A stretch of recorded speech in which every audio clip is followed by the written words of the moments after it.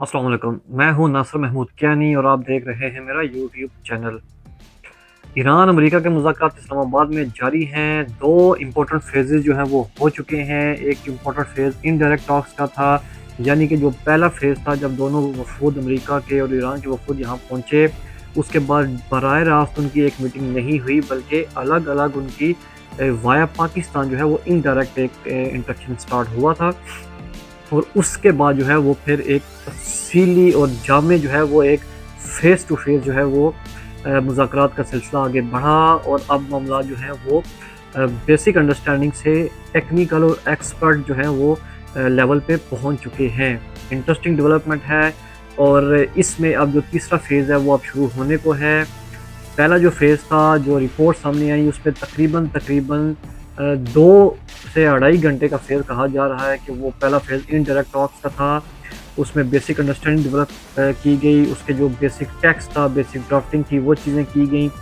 उसके बाद जो फेस टू फेस इंटरेक्शन थी, उसमें कहा जा रहा है कि तकरीबन 4 घंटे का जो है इंटरेक्शन हुआ है। इसमें फ़लस्तीन के हवाले से भी कुछ चीज़ें शामिल की गई हैं। 10 पॉइंट्स जो हैं उसमें अंडर डिस्कशन आए हैं, जिनमें से 4 अगर मैं आपके सामने रखूँ, तो वो 4 पॉइंट जो हैं वो सबसे पहले जो है वो full sovereignty over the strait of Hormuz, जो अबने हुर्मुज़ है उसके ऊपर ईरान का मुकम्मल तौर पर जो हक और इख्तियार है वो माना जाए। दूसरा, कम्प्रीहेंशन वार रिपरेशंस फॉर ईरान।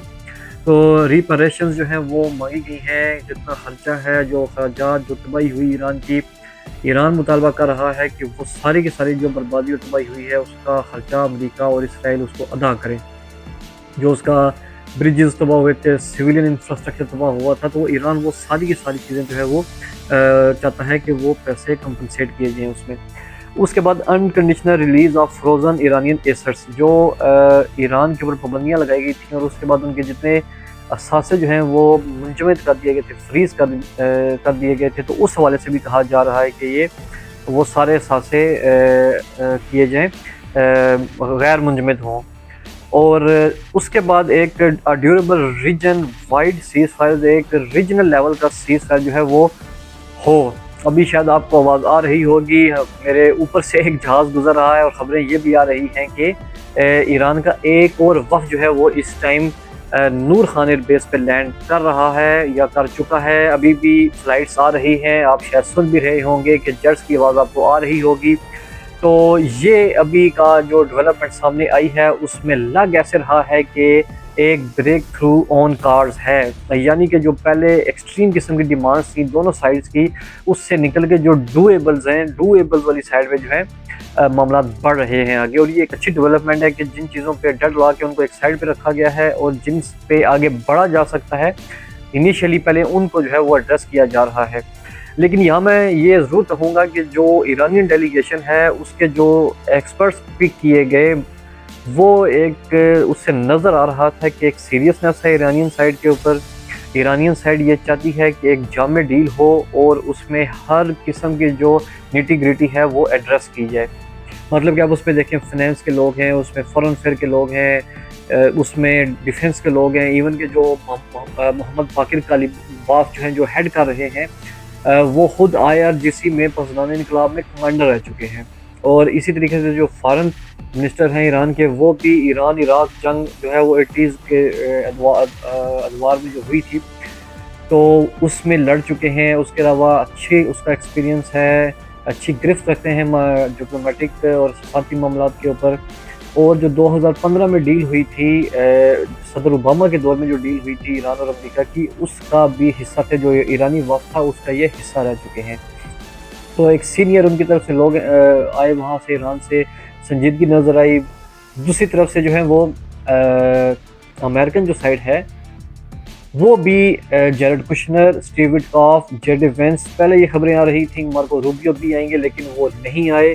और ये 3 जो हजरात हैं उन्होंने लीड की हैं चीज़ें। तो जेरेड कुशनर का होने का मतलब यही है कि सदर ट्रम्प भी किसी लेवल पे ये चाहते हैं कि वो इस जंग से निकल जाएं। लेकिन जो उनके इत्तेहादी हैं, जो उन्हें जंग करने पर उकसा रहे हैं, मजबूर कर रहे हैं, नेतन्याहू, वो आज भी ये चाहते हैं कि ये जंग ख़त्म ना हो। आज भी उन्होंने एक खिताब किया है कौम से, उसमें जनाब बड़ा उन्होंने वो उसको शुगर कोटिंग करके और बड़ा अच्छा करके उन्होंने कहा जी कि ये अभी हमारे कुछ अहदाफ हैं अभी भी ईरान के अंदर जिनको हमने अचीव करना है। तो वो ये नहीं चाहते कि ये पाकिस्तान के मुज़ाकरात जो हैं वो कामयाब हों। इसी तरीके से जो चीज़ें हैं अमेरिकन साइड के ऊपर, अमेरिकन अब पुल आउट करना चाहते हैं, लेकिन सदर ट्रंप और नेतन्याहू एक पॉइंट पे मुतफिक ज़रूर नज़र आते हैं कि जो ईरानियन इनरिच यूरेनियम है उस हवाले से उनको वो एक यकसुई है उनके माइंडसेट में कि अगर ईरान मुज़ाकरात के ज़रिए हवाले नहीं करता तो हो सकता है कि एक मिलिट्री ऑपरेशन फिर भी करना पड़े ईरान के उस यूरेनियम को हासिल करने के लिए, और ये एक प्रेशर पॉइंट के तौर पर भी इस्तेमाल किया जा रहा है। अब एक और इस सारे मुज़ाकराती अमल में आगे बढ़ने से पहले मैं यहाँ पे एक बात और ज़रूर कहूँगा कि जो हुकूमत पाकिस्तान ने मीडिया फैसिलिटेशन सेंटर कायम किया था, वहाँ पे ज़बरदस्त किस्म के इन्वायरमेंट है, वहाँ पे अच्छा एक माहौल फराहम किया गया, इंटरनेशनल जर्नलिस्ट को उनको हर सहूलत मिली है। लेकिन इसमें बड़ी एक अजीब सी बात भी है कि जो हमारे लोकल जर्नलिस्ट हैं वो ज़्यादा खबरें देने के बजाय, हालांकि हमारा इवेंट है, हमारे मुल्क में हो रहा है, हमारे कैपिटल में हो रहा है, वो जनाब जी कीमे वाले नानों वाली खबरें दे रहे हैं कि जनाब नान बड़े अच्छे थे, कॉफ़ी बड़ी अच्छी मिल रही है और बोटियाँ नमकीन ज़्यादा थी या उसमें मसाले ठीक लगे हुए थे और वो गरम गरम बोटियाँ जो हैं वो उधर सर्व की गई हैं। तो ये मतलब कि एक बचकाना सी सहाफ़त जो हो रही है, तो इससे भी थोड़ा सा हमें बचना चाहिए और देखना चाहिए यार कि जो संजीदगी है जिस लेवल की डिप्लोमेटिक जो कोर आई हुई है यहाँ पे सारी, तो हम लोगों को भी इंटरनेशनल स्टैंडर्ड्स के मुताबिक ही अपने जर्नलिज्म को रखना चाहिए। उसके आगे बढ़ते हैं जी, इससे आगे बढ़ते हैं और बड़ी खबर जो एक और आज आई इसी माहौल में आई है, वो सऊदी अरेबिया की वज़ारत दफ़ा ने ये ऐलान कर दिया है कि पाकिस्तान ने अपनी फ़ौज सऊदी अरेबिया भेज दी है। ये बड़ी डेवलपमेंट है और उसकी टाइमिंग बहुत इंटरेस्टिंग है कि अगर ईरान और अमेरिका के खुदा न खास्ता अगर मुज़ाकरात जो है वो किसी वजह से नाकाम हो जाते हैं, तो अगर उसके बाद ईरान सऊदी अरेबिया के ऊपर हमला करता है, तो अब इसका मतलब ये होगा कि पाकिस्तान एयरफोर्स के जो वहाँ पे फाइटर और जो बाकी जहाज़ वहाँ पे स्टेशन हो गए हैं, वो अब वो दिफा करेंगे सऊदी सॉइल का और सऊदी अरेबिया की मदद भी करेंगे डिफेंस में। तो ये एक बिलाशुबा एक बहुत बड़ी डेवलपमेंट हुई है और अब देखते हैं कि इस हवाले से ईरानियों की तरफ से तो भी कोई उस तरह का रद्द-ए-अमल नहीं आया, तो डेफिनेटली वो सारे लोग जो हैं वो भी इंगेज हैं अमेरिकन के साथ, लेकिन इस पे रद्द-ए-अमल ज़रूर आएगा क्योंकि हमारा तो एक एग्रीमेंट है। लेकिन आपको याद होगा कि 2-3 रोज़ पहले जब ये सीज़फायर हुआ था, तब कोर कमांडर कॉर्पस की जानिब से भी ये कहा गया था कि ईरान ने जो सऊदी अरेबिया पर हमला किया है वो एक ज़्यादती की गई है, ईरान की तरफ से ज़्यादती हुई है सऊदी अरेबिया के साथ। लेकिन ईरानियंस ने कहा था कि जब सऊदी सॉइल हमारे खिलाफ इस्तेमाल होगी तो फिर ये एक प्राइम टारगेट होगा सऊदी अरेबिया और उसके बेसिस भी हमारे लिए, क्योंकि अमेरिकन इनको यूज़ कर रहे हैं। तो बहरहाल चीज़ें होपफुली बेहतरी की तरफ बढ़ रही हैं। अभी देखते हैं कि थर्ड सेशन में जो है वो क्या होगा, क्योंकि अभी तक जो चीज़ें बेसिक लेवल की थी वो टेक्स्ट एक्सचेंज हो चुका है, एडवांस लेवल पे एक्सपर्ट लेवल पे जा चुकी हैं। तो होप फॉर द बेस्ट और वी आर ऑप्टिमिस्टिक कि जी इसका कोई नतीजा निकलेगा।